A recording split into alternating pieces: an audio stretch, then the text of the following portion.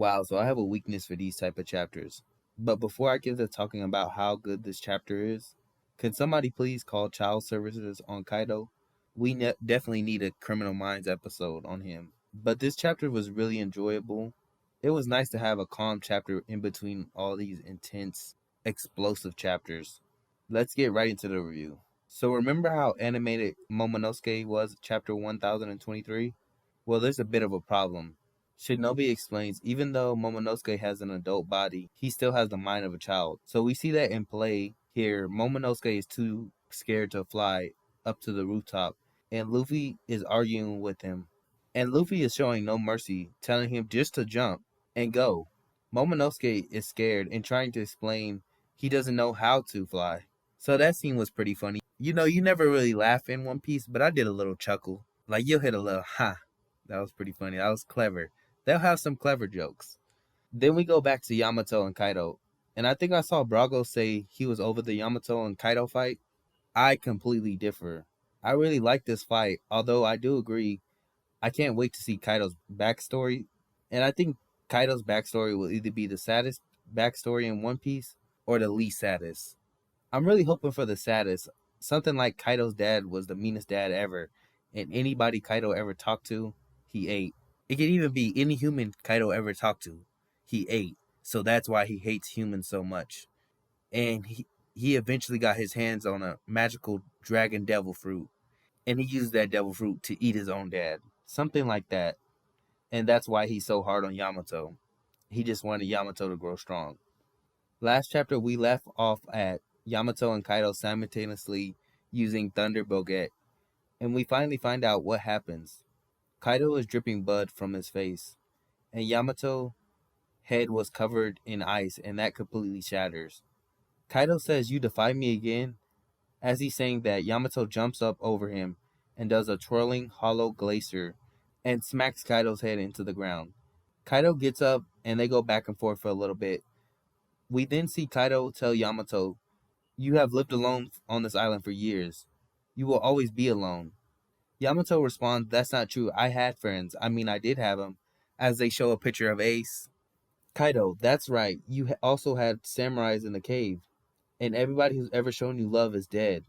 As we go to this backstory of Yamato receiving a basket of food and a blanket, in the next panel we hear a beast pirate asks, "Why is he getting put to death?" He was giving the young princess food. That kid's still running about talking about wanting to be Odin. Okay, so let's get this out the way. Kaido is fucking insane. This is going to translate really well in the anime. But I wish Oda would have just given Yamato a full backstory. Just give her like 3 chapters, like they did for Ace in right after Marineford. Instead, Oda is just giving us little bits and pieces. And because of that, Yamato is still a very confusing character to me. Like I don't really feel like I understand her character yet. Like I get it, she has good intentions, but it would be like if you never gave Brook a backstory. He's such an interesting and outside the box character. You almost need to understand where he came from to get to understand him as a person. Same thing with Chopper and Robin. That's what it kind of feels like to me. Like remember how we had Robin on the ship and we right before Annie's lobby, so that Skypiea arc, we never really understand her character. We knew what type of character she was. We knew she was stoic and kind of to herself, smart, clever, but we didn't understand her all the way until we got to Eni's lobby. That's what I kind of feel like with Yamato. As we return to the fight, we see Kaido smack his club right into Yamato's face. At this point, Kaido's gone completely mad. He goes full Katakuri red eye demon mode and is repeatedly smacking Yamato in the face with his club. Kaido says, "Yamato, all these friendships you have is a sham. Deep down, they all fear you. You must rule with strength. You are the child of an ogre and are not to be meant to be friends with humans." While doing some research about ogres in One Piece, I came across this redditor who completely guessed that Yamato and Kaido were ogres. He's the only person I've seen guess this, so shout out to him. We don't know much about ogres in One Piece. Maybe they could be related to Oars.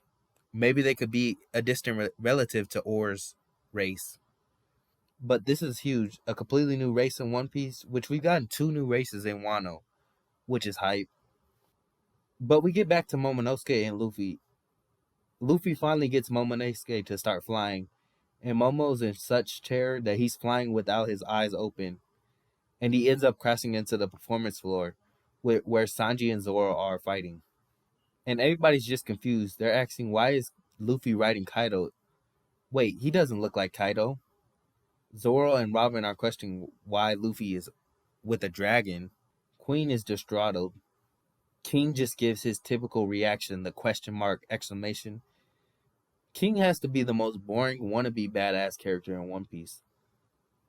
You can tell that Oda is trying to build him up to be a stoic badass character, but it just doesn't work for me. He just comes off as boring to me.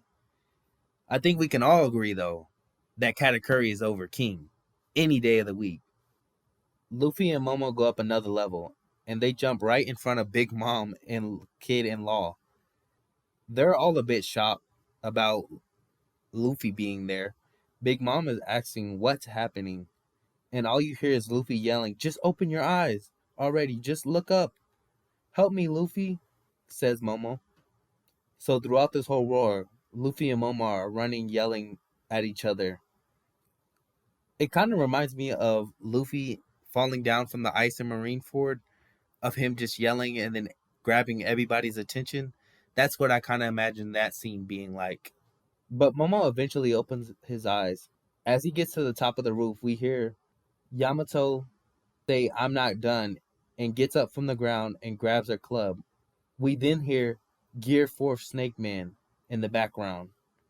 And simultaneously, we hear White Scabbard and Jack Covering. And simultaneously, they hit Kaido in the face. We then see the biggest smile from Yamato. "Luffy, you're okay." "Yamato, you've been holding back Kaido this whole time? I'm so glad." I'm pretty sure Yamato thought Luffy was dead, because every friend she's ever had has died from Kaido. And wow, that just pushes the idea even more that Yamato is gonna join the crew. Think about it. All the people that Yamato has ever been friends with have been killed by Kaido. So you could imagine, if everybody you were friends with or helped you has died, she probably immediately assumed when Luffy got beat up and thrown off the Omegashima, she probably assumed that he died right then and there. And so she was probably fighting. She was ready to die as she's fighting Kaido right now, because she has nothing really to live for. And it kind of reminded me, and it kind of reminds me of the scene of Nami at Arlong Park, where she didn't really believe in Luffy, because her whole childhood up to that point has been ruled by Arlong, and everybody who tried to fight Arlong has died. But to the last panel of the chapter, we see Kaido turn into a dragon and jump right in front of Momo and say, "How did you survive, Straw Hat? And who is this dragon? Name yourself." Luffy says, "There's nothing you could do to kill me. I'm the man who will become the king of the pirates." Momo announces himself as Kazuki Momonosuke, the man who will become Shogun of Wano. What a surprise, that little boy. But the world doesn't need 2 dragons. So I thought this chapter was really, really good. If I had to get a rating, I would probably give it a 8 or a 7.5. We still have a lot to do in this arc. We still got to get through Big Mom, Kaido, King and Queen, Jack, and Smoothie. So just think about it. This has already been the longest arc in One Piece, and we still got another probably 20 chapters, 30 chapters. Some moments I really like from the chapter is Luffy riding around with Momonosuke yelling at each other throughout the whole war. That scene will be really, really funny. It's going to grab all the attention. Like I said, in Marineford, they had a scene just like it when he was jumping down from the ice. So that scene was pretty good. It'll be interesting to see what happens after Wano. I mean, because you think about how much stuff we're getting into. It really makes you feel like the end is coming near. But we got Luffy, Yamato, and Momonosuke, and I guess they're going to face off against Kaido right now. Eventually, until Yamato and Momonosuke, they both are probably going to fall. And then while Kaido is worn down from all the fighting, Luffy is probably going to finish him off. Or we could get Zoro to finish him off. We don't know.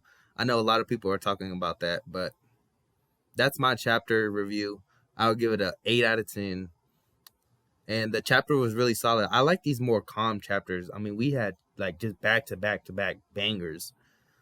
So this was a nice calm chapter. Can't wait to get into the next chapter. We have a 2-week break, so it'll be nice to get like a little bit of a breathe in between chapters. But yeah, I'm gonna be putting out some Spider-Man reviews. If you really want to watch that, I'm gonna be posting them at least once a week, or probably even more. And I'm gonna try to put out more content. I'm probably gonna try to put out 3 videos a week. That's my goal.